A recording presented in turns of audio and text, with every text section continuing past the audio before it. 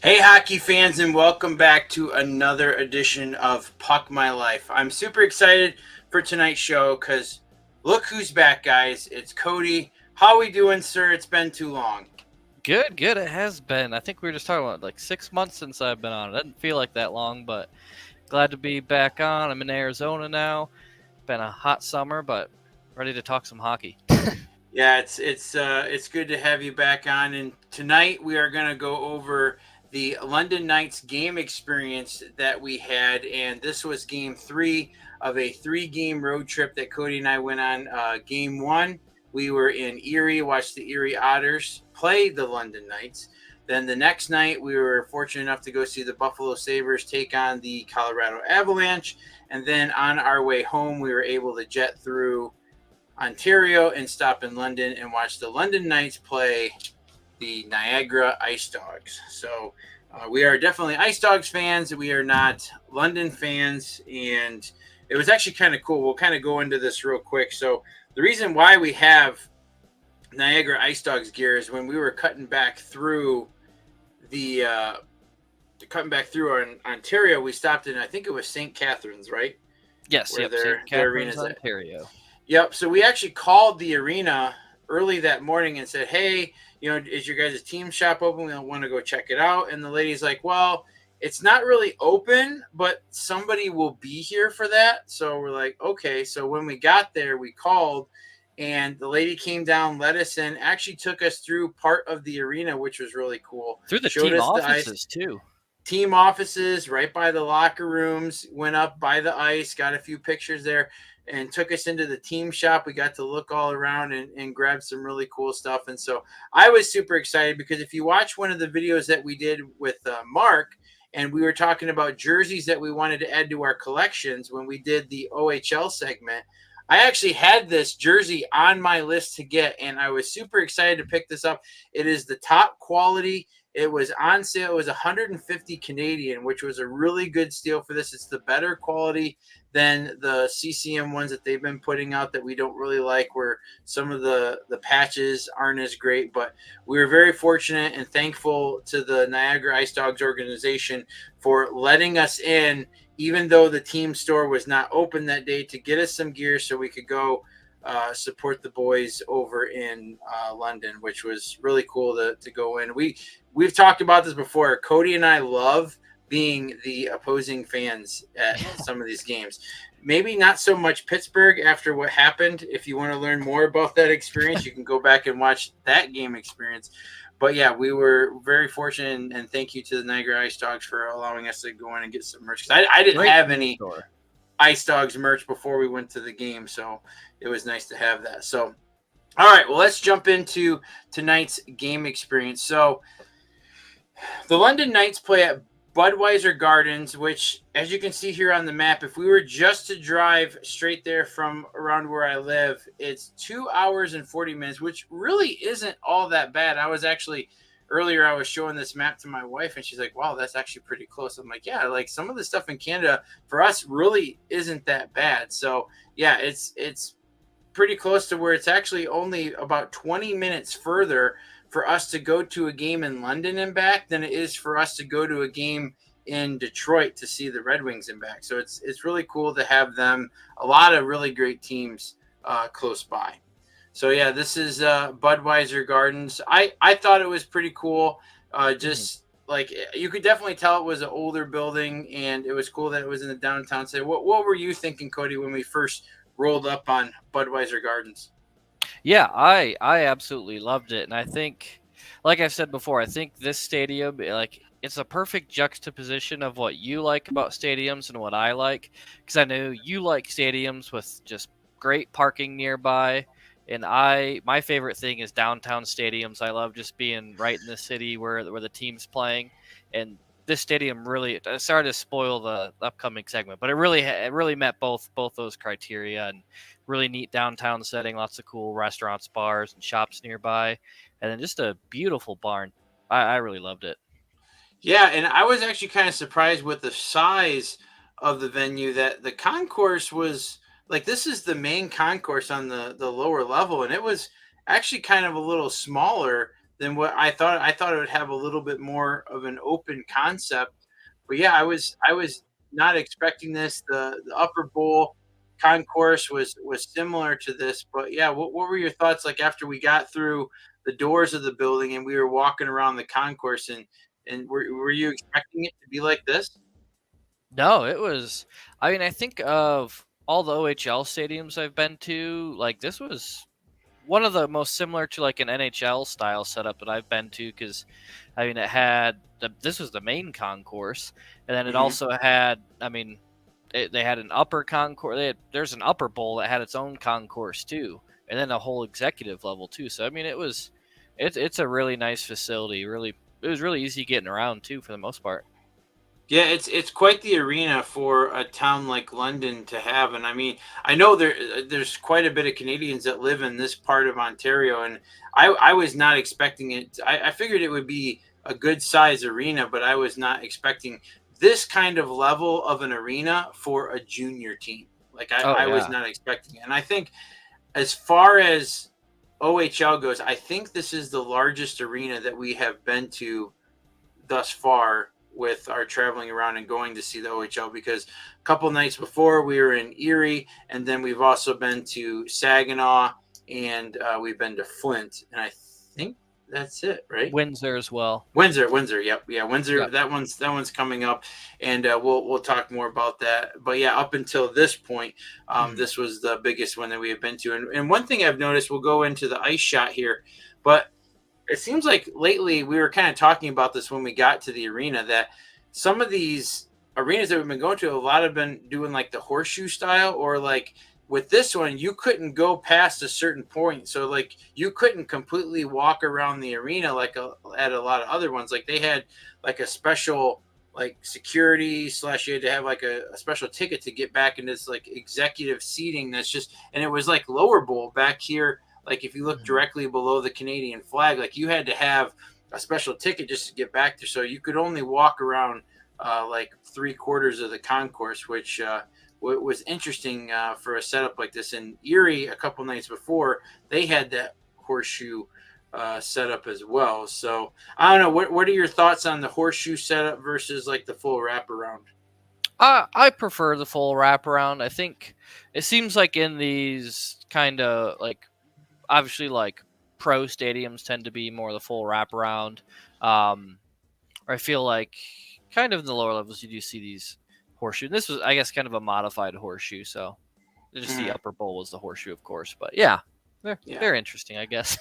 Yeah, I was definitely impressed with the whole like layout of everything. I thought it was pretty cool, and it was nice to be at an OHL game that had like a lot of seats filled and just a lot of seats to fill. So pretty neat. So, all right, next up is parking. So, when we do these experience videos, we like to try to tell you guys a lot about like different aspects of going to one of these games. And the first thing that we talk about is the parking. So, as Cody said, it is in a downtown setting, which is what he prefers. And I've had a few more like problems with the downtown setting, but me and Cody, we work together, we make it work.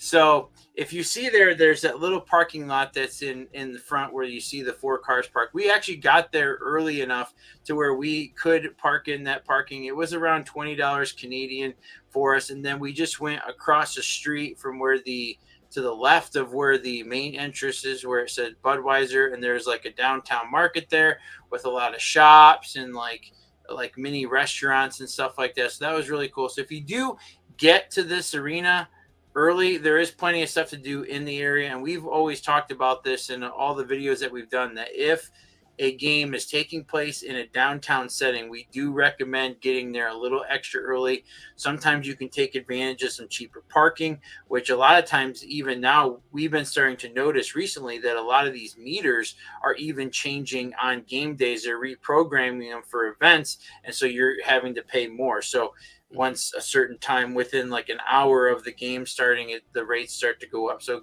head down there, go grab something to eat, grab a beer, get ready for the game, and try to get there as early as you can. All right, next up is the tickets. So Cody actually ordered our tickets just right online. We got them right through the London Knights box office online there. So you can see now these ticket prices are actually in Canadian. So we just are showing you that what an upcoming game would have been from that. And like it was like a month out from when we went. But just to sit in the lower bowl, you were looking at $35.50 plus a $5 per ticket processing fee. So depending on what the exchange rate is, some of the tickets weren't too bad. We paid a little less than this. We did sit in the upper bowl, but just keep in mind that there is that exchange rate there, and their website is only working in Canadian. So when you get your statement, it will show up that you were charging Canadian, but it'll do everything at the time that you purchase tickets. But Cody, what did you think about the price of tickets going into London, knowing that they have such a rich history and that they're a very popular team in that part of Canada? Yeah, they're definitely higher than what I think you'd see at your average OHL game.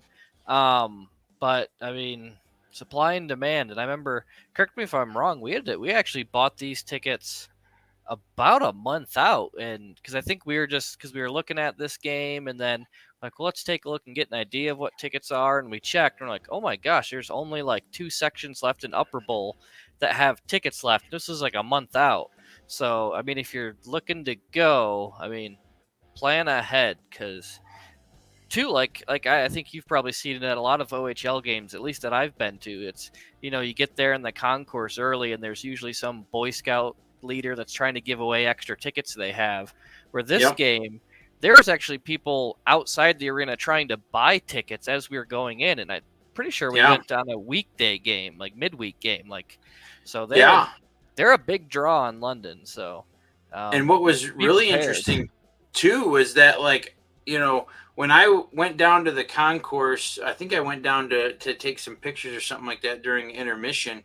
I think it was during the second intermission. Oh yeah. Toward the end of it, there was still people coming in and scanning tickets, like still coming to the game, even though there was one period left. Like they were still coming to the game, and so I'll give you guys a little context. So we actually tried recording this game experience back in January, and we ran into some technical issues. So tonight's actually a reshoot of that. But when we did that, this game was just like a few days away, and you can see based off of this map, there's really not a whole lot of sections that had tickets, and this was maybe like 2 weeks, if that, from when we did the first recording. So yeah, we're just stressing that if you guys do want to go to a London Knights game, try to order your tickets. I would say more than a month in advance. Like Especially if don't you want wait. lower bowl. Yeah, if you want lower bowl, order at least a month or more in advance, and then if you wait, you're just based off the luck of the draw. Because I even know when we were looking at this online, we saw that some of the sections there was like 2 tickets here, 1 ticket there, 3 there. Like it was very sparse for that matchup. So yeah, just proceed with caution and make sure that you order your London Knights tickets early. All right, next up is the merch. So I thought this was kind of cool. So you walk right into that main entrance, and right to the right, after we got our ticket scanned in, you go up to the London Knights Armory. And it was a pretty cool team store. I mean, they had a decent variety of stuff. That night was actually really cool because it was the first night that they were actually premiering their new alternate logo jersey. Now, I'm hoping that a lot of the other OHL teams will go with this concept and start to do a lot of retro jerseys and stuff like that for upcoming seasons. But yeah, this is really cool. They were definitely selling really well. I think that's when I went down to check out the Armory, was like that second intermission, to see how many of these jerseys were left, because I was contemplating getting one, but then it wasn't that quality that we like, so I passed on it. But what were your thoughts, Cody, on us going that night where they were premiering this new reverse retro jersey?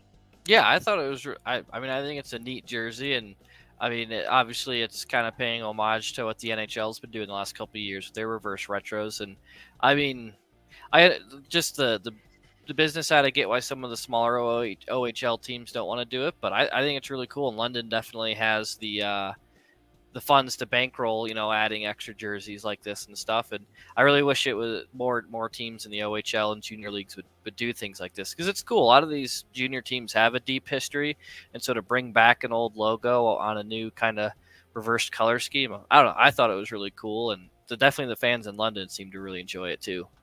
Yeah, nostalgia definitely seems to be trending as of late. So I think a lot of programs would definitely benefit off of that. Like even like if Saginaw brought back in their team shop where it says Saginaw like across the front, like some of the NHL jerseys and stuff, like those are classic jerseys and they're really hard to find. But yeah, I hope that this is definitely a trend that starts to get picked up by other teams in the future.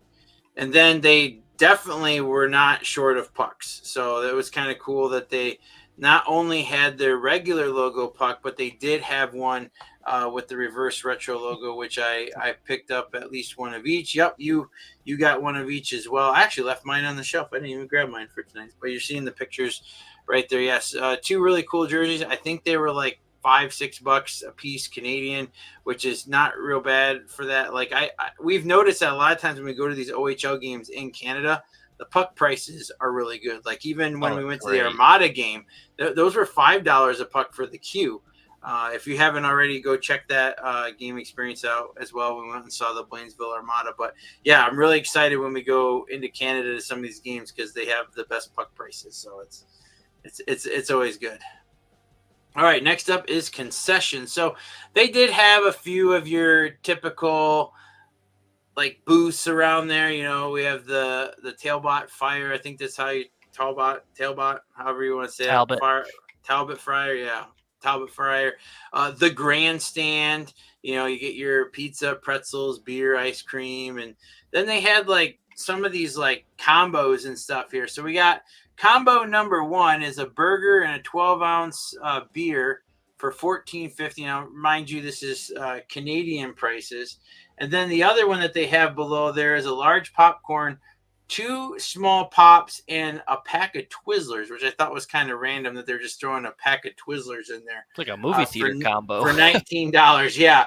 What were your thoughts on some of this pricing for the, now taking into consideration this is Canadian, but what were your thoughts on some of their special combos? I mean, honestly, when you convert that to American from what we typically see, I mean, that seems like a not bad prices at all. And I will say, I mean, I feel like when we go to these Canadian arenas, the Canadian fans, they seem to shell out a lot more money at the concessions than I feel like you see in American stadiums. Yeah. It's like everyone's there. It's like they're getting dinner there. Yeah, I think some of them they literally just get out of work and they just head right to the arena. Like, all right, kids, this is dinner for tonight. What do you want?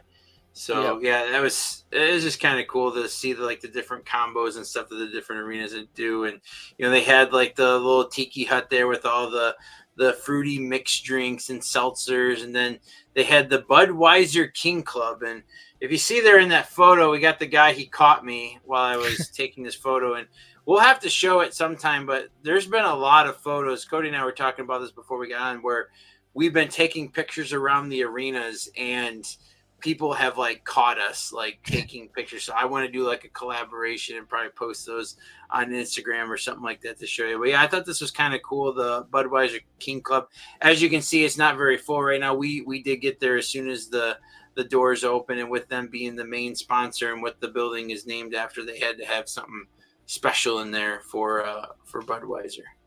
They like checks. Yeah, they do. So, all right, next up is atmosphere. So we're just going to show you guys a little clip of what it was like just before the teams started coming out and just getting everything started. So here we go.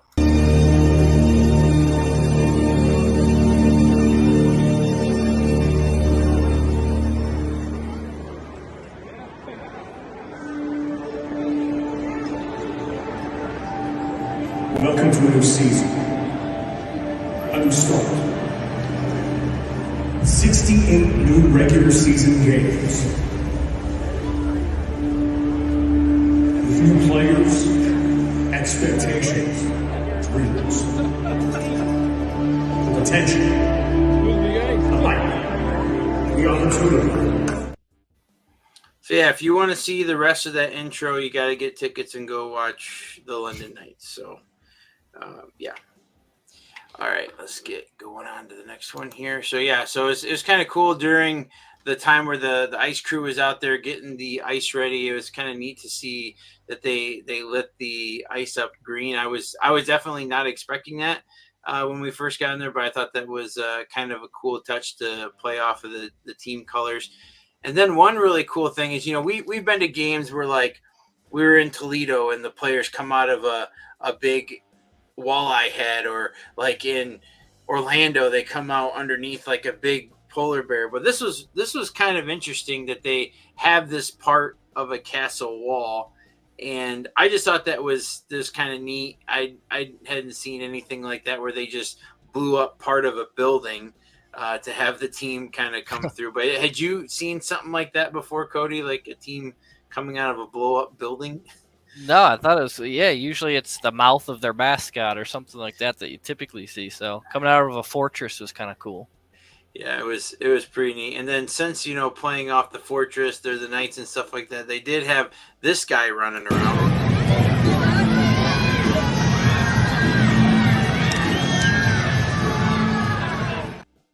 So you couldn't really tell much in that clip, but they gave him quite the beer gut. Like I don't know if that was intentional, if it was to play off the whole Budweiser thing. Like, oh, we're gonna have this knight with a big old beer gut running around.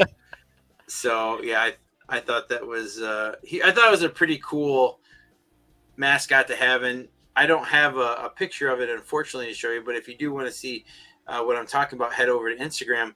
But he had a stick that was like made to also look like a sword, which he was out there during like one of the intermissions. The kids were out there playing. You might be able to see it in this next clip. Let's roll the clip. We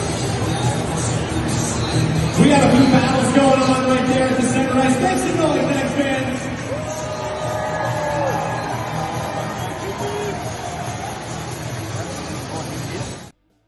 So yeah, during that intermission, he was out there playing with the kids, and you can kind of see it a little bit. But yeah, he had like the handle had like part of like a sword handle and stuff on it. It was pretty cool. But did you want to talk about, Cody, what happened when during one of the breaks in play when they had that giveaway and they had the kid up there like do like the spin the wheel thing on the jumbotron?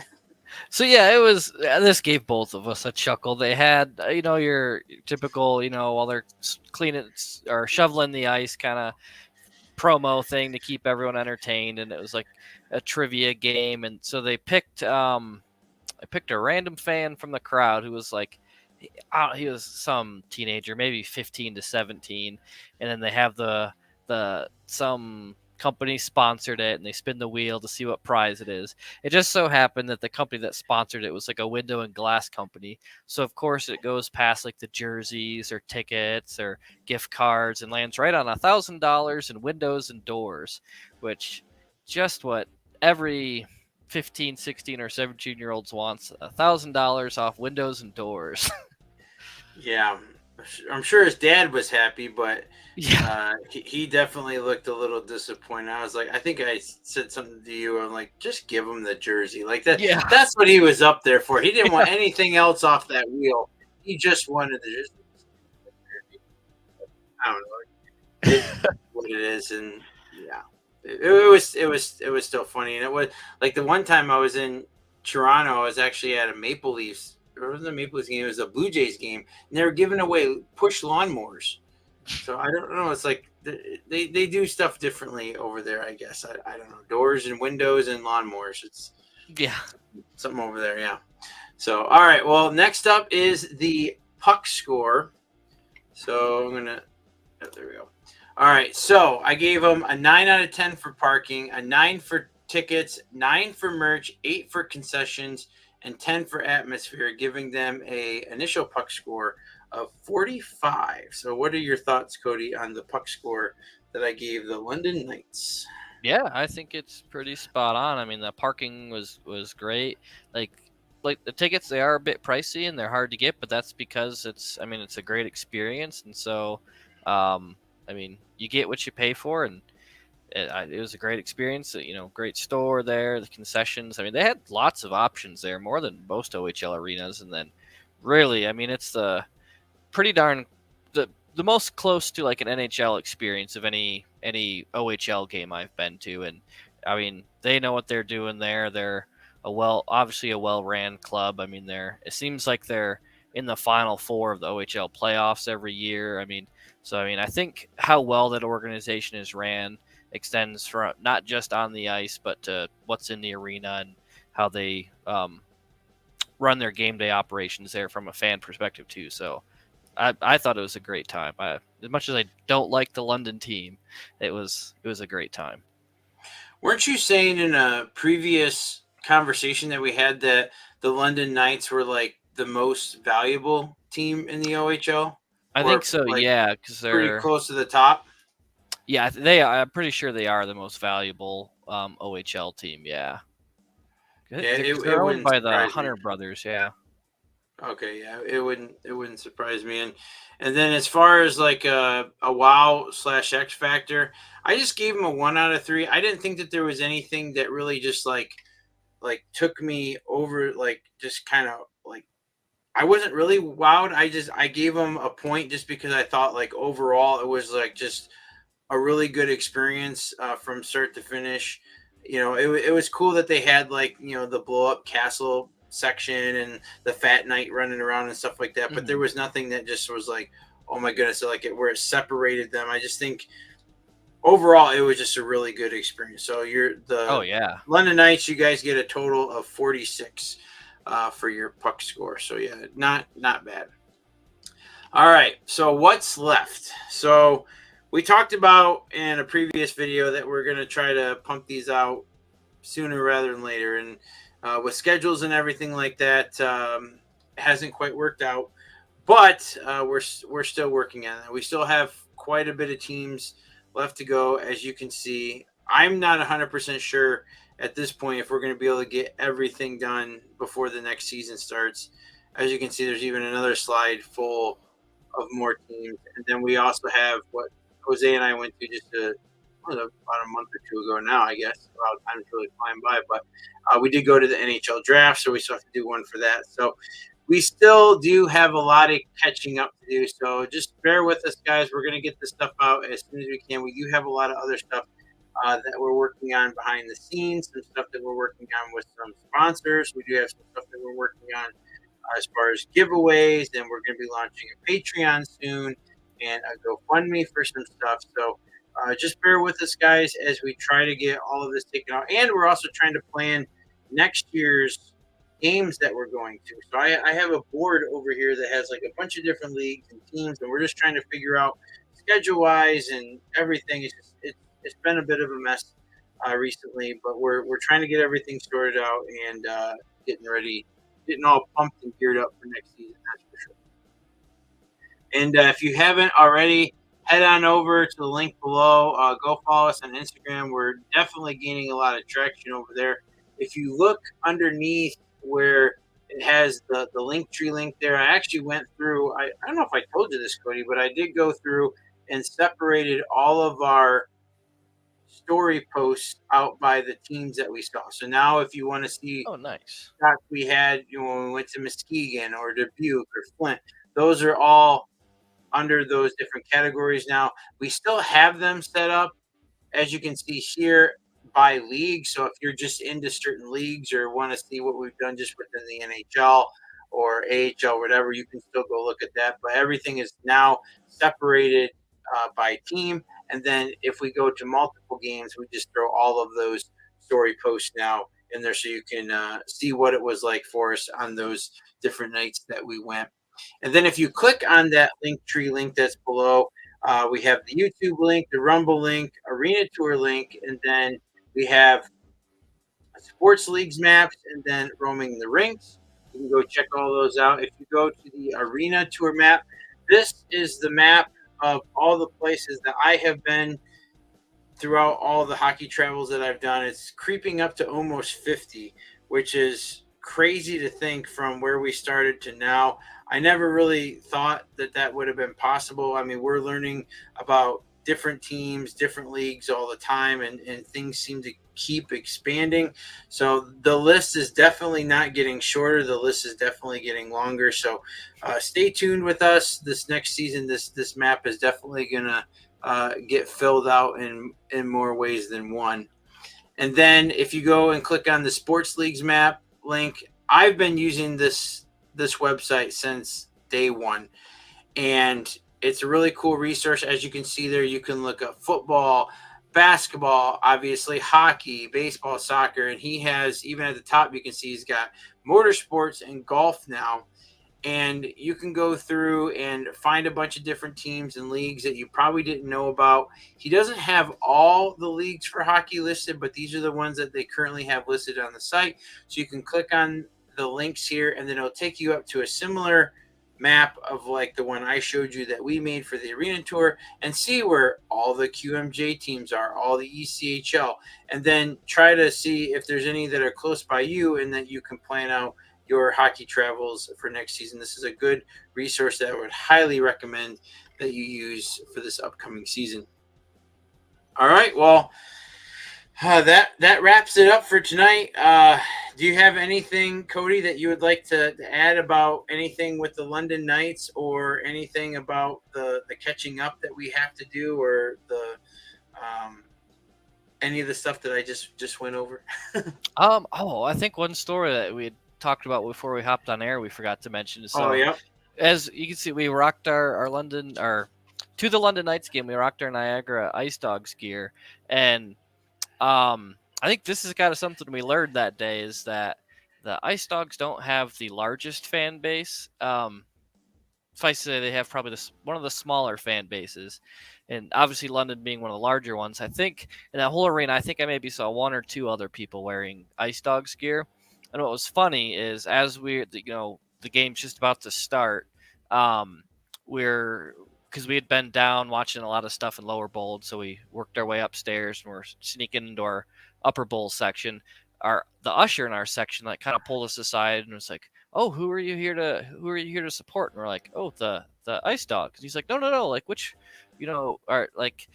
player are you here for?" And I think there are so few Ice Dog fans that he thought we were like family members of somebody on the team. Because he's like, "Oh, well, after the game, go down here, and that way you can catch up with the players. That's where all the family goes." Blah blah blah. And we're just like, "Oh, okay." I guess he thought we were friends or family of somebody on the Ice Dogs, which was just a funny little something that happened at that game. Yeah, because there was definitely not very many Ice Dogs fans. I remember we looked over to our left, and there was like 2 or 3 guys that were wearing jerseys, and then they left like halfway through the game because it was a beatdown by the Knights, and so they probably just got embarrassed. Like, all right, let's just go home. And really, the fan base for the Ice Dogs, being in St. Catharines area, isn't really all that far from London. So I was like, I was expecting a few more fans. I maybe saw like 5 total. Like, yeah, it wasn't many, including Cody. So 4 other fans walking around. Like it was not that many at all. And like we sat up there after all these seats got filled. It was just a sea of green and white. Like the whole thing just filled up. It was pretty cool. But yeah, that was definitely a good experience. I was glad that we were able to do this trip, and I knew that with London being as close as it was, I knew it was just a matter of time before we were able to run over and see these guys. So I want to thank you, Cody, for coming back on. You guys will see Cody in an upcoming episode when we talk about the Toronto Marlies. Not exactly sure when that one's going to come out. So like I said earlier, just bear with us, guys. We're trying to get through this stuff as quickly as we can, as we're trying to also prepare for next season. So you guys have a great rest of the night, and we'll see you in the next one. All right. Thanks, guys. Adios.